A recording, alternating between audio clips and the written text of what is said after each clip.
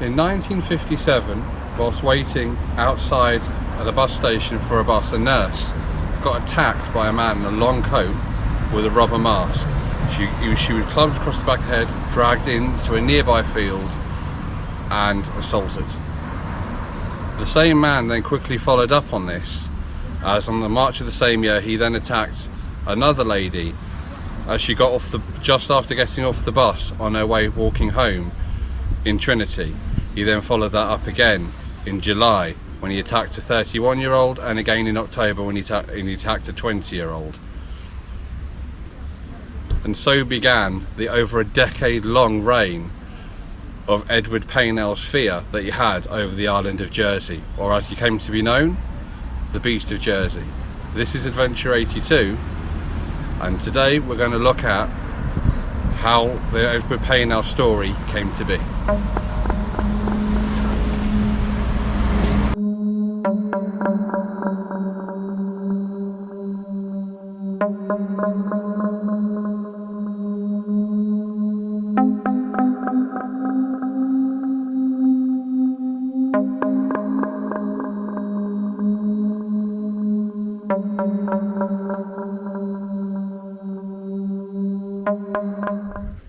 Right, so Beast of Jersey continued his attacks throughout 1958-1959 without changing a thing. All the victims turned around and told the police the same description. It was a man who was about 5'6", putting on what they believed to be a fake Irish accent in a long coat with rubber gloves and a rubber mask. The police very quickly came to the conclusion it was the same man. But by this point, Edward Paynell had decided to get braver, and he had far more courage in what he could pull off. And in 1960, he strayed from his normal routine of attacking women as they got off or on buses at bus stops, and instead broke into a house by climbing up the drain pipe and in through the top window into a bedroom. The bedroom of a 12-year-old boy. The boy, when he woke up, finding this torch shining in his face, seeing the man in his rubber mask, obviously was about to scream. So at this point, Edward Paynell then binded the boy up, put a noose round his neck, led him out to a field, assaulted him in the same way he had done all the previous women, before leading the boy back to his bedroom, threatening the boy that if he was to ever tell his parents what had happened, his throat would be slit, and then disappearing into the night. After this, Edward continued attacking people throughout that year as well, going back to his old routine of attacking women outside bus stops. But he was far, far from done.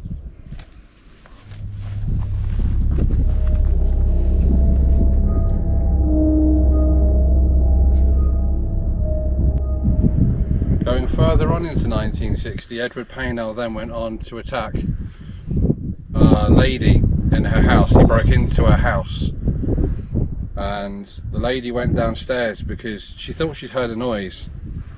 And as she went down the stairs, she got near the bottom and she saw a light on in her lounge. And just as she walked down to the bottom of the stairs, the light went off.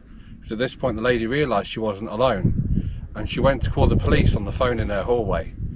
But her phone line had been cut. Edward had thought of this already. At this point, the figure she could see standing in the lounge lunged at her and started to attack her. Her young 14-year-old daughter, hearing the noise, got up to go and see what was going on. And at this point, Edward, then seeing the daughter, lunged at her as well and let go of the woman. The woman, seeing this as her chance to escape, fled the house to the next door neighbour. But when she came back, the daughter was left in the lounge, bound. She'd been also assaulted like every other victim to Edward Paynell so far, but otherwise fine, if you can call it fine. He also at this point had been brave enough to try and pick up somebody pretending to be a doctor, assaulted them, and then took them home in the car and dropped them off where he picked them up at, as he'd never known them. This was going to take an interesting turn, however, because it was at this point the police thought they'd found their man, a man called Alphonse, who was a fisherman. However, they quickly found out that Alphonse wasn't actually the attacker, and as he went to court he was found not guilty and they let him go. However, public consensus did not agree with the outcome, and as a result, Alphonse, after his house being set on fire by arson by the public of Jersey, had to flee to the Ecrohost, which is a small group of islands just outside Jersey, which he stayed until 2012 when he died. So the police at a loss at this point then turned for outside help and went to Scotland Yard. Scotland Yard, looking at all the evidence and everything else that had been given, the descriptions and everything else the police had as to who the attacker was, themselves still couldn't profile who this was. But in 1966, Edward got even bolder than that.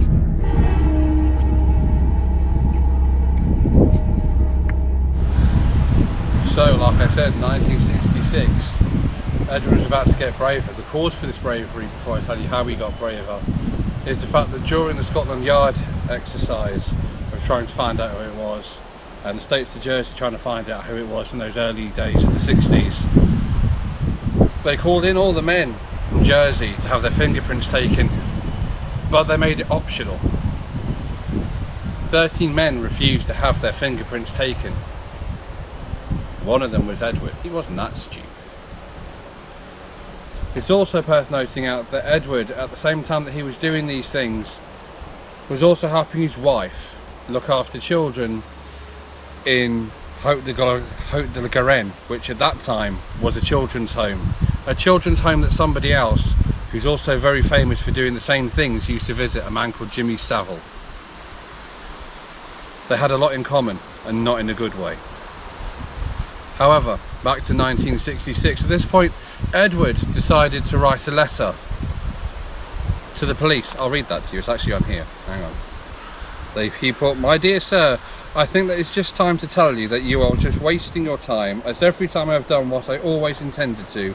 And remember that I will not stop at this, but I will be fair to you and give you your chance. I have never had much out of this life, but I intend to get everything I can now. I have always wanted to do the perfect crime, and I have done this. But this is time to let the moon shine very bright. And in September, because this is the time it must be perfect, not one but two will be taken. I am not a maniac by a long shot, but I like to play with you people. You will hear from me before September, and I will give you all the clues. Just see if you can catch me. Yours very sincerely, wait and see." And then, following that, on the 15th of August, the same year, a girl was brutally attacked, but this time it was different. She wasn't just attacked in the same way all the other victims had been, whether they'd been adult or child. This one was left with vertical, perfectly parallel scratches straight down their body. That would continue again to the following year in 1967, and then it stopped. No one heard from him in 1968 or 1969, but he turned up again in 1970.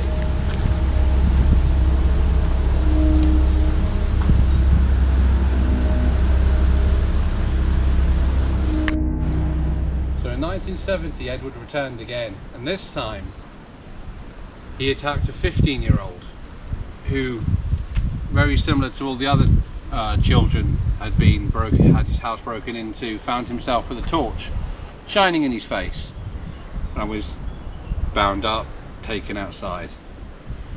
This was the first time though that Edward had ever, with the exception of the one boy earlier on, ever spoken to his victims.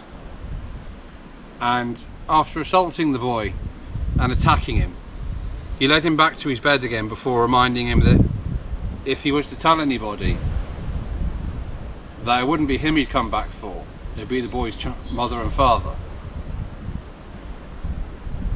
But that was the last person that Edward would attack, because in 1970, whilst on patrol, the police in St Helier noticed a man in a white Morris car go through a red light. When they tried to pull him over, however, the man began to race away, the man being Edward, and he sped through various roads, and then eventually somehow Edward decided the best way to get away was to turn and drive up some footpaths, which ultimately ended up with him crashing through a hedgerow and into a tomato field, at which point he then got out of the car and proceeded to run through the tomato field before the officers also got quickly out of their car, tackled him to the ground and arrested him. And it was on the drive back to the police station that the police actually saw this man for the first time, because in the darkness of the night when they were chasing him, they hadn't really seen what he looked like. And they noticed that a musty smell coming from the man, and he was wearing a long coat with nails sticking out of it. And then when they inspected his car after getting back to the police station, they also found in his boots a wire wig and a rubber mask. And it was at this point they realised that what they'd actually done is they'd arrested the Beast of Jersey. Edward was therefore then remanded in custody and was sent to court. He was convicted of all his crimes and was one of the very few people in the history of Jersey to not only be sentenced but to actually be banished from the island. So Edward Paynow spent the rest of his life living in the Isle of Wight. He did attempt to come back, but it never worked. Some things people don't understand how they came to be. Edward Paynow's wife, for instance, swears blind she knew nothing of what Edward was doing, which some people find hard to believe. The fact that Edward Paynow was pretending to be a Santa Claus in a children's home is something that most people would find unfathomable based on what the man did. But I think the thing that it highlights more than anything else is that somebody who seems so normal on the surface, as in most of these cases when you see them on crime investigation dramas, also seems to everybody else perfectly normal.